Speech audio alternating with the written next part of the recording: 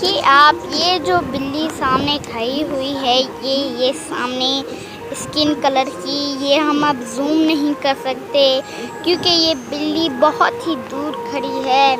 इसका नाम है पिजानो। पिजानो बिल्ली। ये बिल्ली बहुत समझदार और हयाती और सेहतमंद बिल्ली है। देखिए, इसे गौर से देखिए ये वीडियो को। मैं आपको थोड़ा सा जूम करके दिखाती हूँ।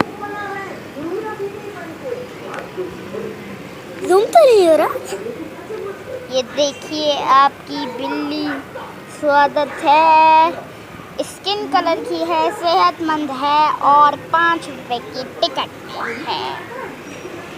सब बिल्ली को देखने आते हैं, बिल्ली माइयाँ भैया आती हैं देखने इस बिल्ली को। ये उसका बना तो पता करने वो सेहतमंद बिल्ली। इसका नाम है पिजानो।